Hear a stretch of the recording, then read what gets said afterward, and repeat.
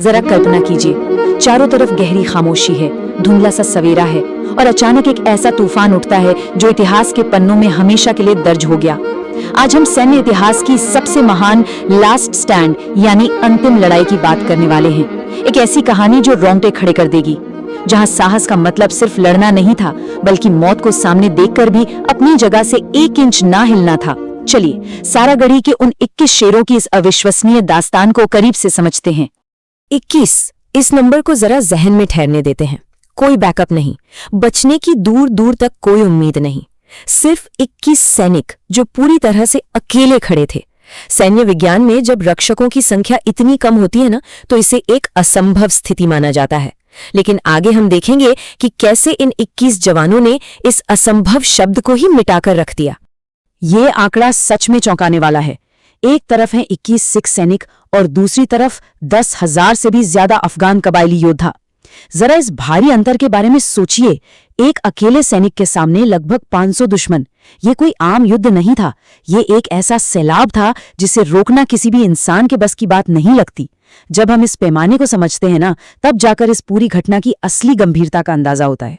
भाग 1, 21 शेर बनाम 10,000, साहस की सबसे बड़ी परीक्षा।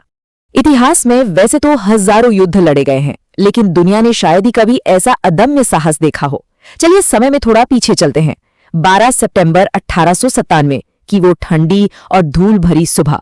जगह है उत्तर पश्चिमी सीमांत प्रांत, जो आज का पाकिस्तान अफगानिस्तान बॉर्डर है। उस समय ये इलाका लगातार विद्रोह और खून खराबे का केंद्र बना हुआ था, और उस सुबह ठंडी हवाओं के बीच ही चौकी पर तैनात उन सैनिकों को एहसास हो गया था कि आज कुछ बहुत भयानक होने वाला है। वो पूरी तरह से घिर चुके थे। भाग 2, सरागढ़ी का रणनीतिक महत्व, एक महत्वपूर्ण कड़ी। अब सवाल ये है कि ये युद्ध सरागढ़ी में ही क्यों हुआ? इसका रणनीतिक महत्व क्या था? देखिए, वहां 2 बड़े किले थे, फोर्ट लॉकहार्ट और फोर्ट गुलिस्तान। सरागढ़ी अपने आप में कोई बहुत बड़ा या अभेद्य किला नहीं था। ये बस पत्थरों से बनी एक छोटी सी पोस्ट थी, जिसका इस्तेमाल हेलीग्राफ संचार के लिए होता था। लेकिन ये इन दोनों किलों के बीच की सबसे अहम कड़ी थी।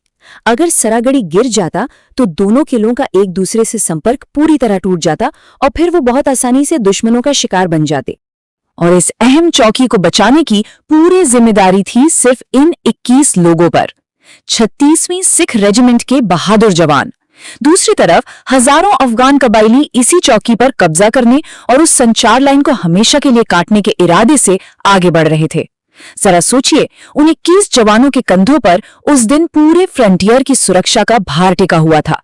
भाग 3, महायुद्ध का आरंभ, पीछे नहीं हटना। और फिर वो पल आया जब खामोशी टूट गई। हजारों लड़ाकों की चीखें पहाड़ों में गूंजने लगी।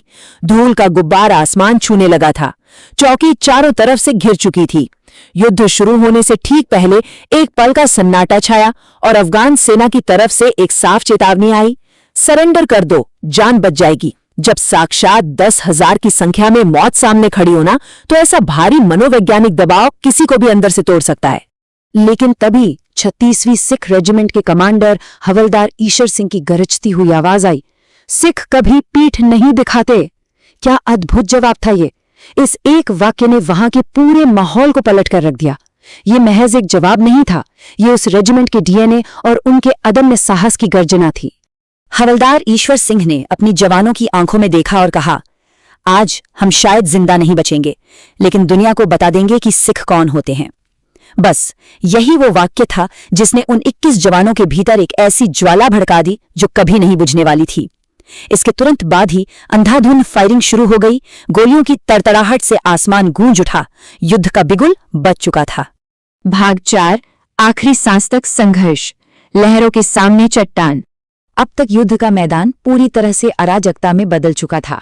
हर तरफ सिर्फ धुआं, धूल, बारूद की गंध और चीख पुकार थी। अफगान सैनिक लहरों की तरह चौकी पर टूट रहे थे, लेकिन वो 21 जवान किसी मजबूत चट्टान की तरह अपनी जगह पर डटे रहे। हर बार जब दुश्मन करीब आता, उसे भारी गोलाबारी से पीछे ढकेल दिया जाता। और इस जबरदस्त संघर्ष का नतीजा क्या निकला? 600 से ज्यादा, जी हां, केवल 21 जवानों ने मिलकर 600 से अधिक दुश्मनों को मार गिराया।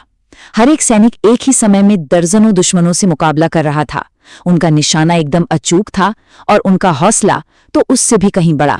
इस पूरी अफरा तफरी के बीच जो दृश्य सबसे ज्यादा भावुक करने वाला है वो है सिग्नल मैन गुरमुख सिंह का। चौकी के अंदर हालात बद से बदतर होते जा रहे थे। दीवारें टूट रही थीं, आग बहुत तेजी से फैल रही थी, पूरा वातावरण नारंगी लपटों और धुएं से भर गया था। लेकिन गुरमुख सिंह अपनी जगह से 1 इंच नहीं हिले। वो लगातार अपने हेलीग्राफ के जरिए फोर्ट लॉकहार्ट को पल पल की जानकारी भेज रहे थे। ये अपने कर्तव्य के प्रति समर्पण की एक चरम सीमा थी। भाग 5, सर्वोच्च बलिदान और अमरता, अंतिम लड़ाई। धीरे धीरे समय बीतता गया और स्थिति पूरी तरह नियंत्रण से बाहर होने लगी। गोलियां खत्म हो रही थीं। हवलदार ईशर सिंह गंभीर रूप से घायल हो चुके थे, लेकिन फिर भी उन्होंने अपनी तलवार उठाई और अकेले ही दुश्मनों के झुंड पर टूट पड़े, सिर्फ इसलिए ताकि उनके बाकी साथियों को थोड़ा और समय मिल सके।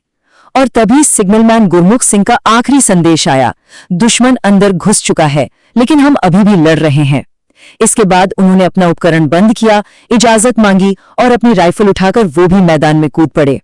एक एक करके सभी 21 जवान शहीद हो गए, लेकिन उन्होंने मौत को किसी आम इंसान की तरह नहीं, बल्कि एक सच्चे योद्धा की तरह गले लगाया। सरागढ़ी की पोस्ट भले ही अंत में गिर गई हो, लेकिन उन 21 जवानों ने जो हासिल किया ना, वो अकल्पनीय था। उन्होंने उस विशाल अफगान सेना को इतनी देर तक रोक कर रखा और इतना भारी नुकसान पहुंचाया कि दुश्मन का आगे का अभियान ही वहीं रुक गया। इस देरी ने बाकी किलों को अपनी सुरक्षा मजबूत करने का बेशकीमती समय दे दिया। जब इस बहादुरी की खबर लंदन पहुंची तो पूरी दुनिया स्तब्ध रह गई। ब्रिटिश संसद में सभी सांसदों ने अपनी जगह पे खड़े होकर तालियां बजाकर इन 21 भारतीय वीरों को स्टैंडिंग ओवेशन दिया। भाग 6, महत्वपूर्ण ऐतिहासिक तथ्य, परीक्षा के लिए जरूरी बातें। चलिए अब इस ऐतिहासिक घटना के कुछ ठोस तथ्यों पर नजर डालते हैं जो अक्सर परीक्षाओं में पूछे जाते हैं। ये पूरा घटनाक्रम 12 सितंबर 1897 को घटा था। इसमें भाग लेने वाली टुकड़ी थी 36वीं सिख रेजिमेंट, जिसे आज भारतीय सेना में सिख रेजिमेंट की 4थी बटालियन के रूप में जाना जाता है। इस टुकड़ी का नेतृत्व कर रहे थे हवलदार ईशर सिंह। जगह थी उत्तर पश्चिम सीमांत प्रांत। और इसी महान बलिदान को याद रखने के लिए हर साल 12 सितंबर को सरागढ़ी दिवस मनाया जाता है। याद रखिए, ये तथ्य सिर्फ आंकड़े नहीं है, ये हमारी एक गौरवशाली विरासत के मील के पत्थर हैं। और अंत में एक बड़ा सवाल उठता है, 21 सैनिकों ने हार निश्चित होते हुए भी इतिहास रच दिया। आज के इस आधुनिक दौर में जब अक्सर छोटी छोटी चुनौतियों से घबराहट होने लगती है, तो सरागढ़ी की अंतिम लड़ाई हमें सच्चे साहस के बारे में क्या सिखाती है?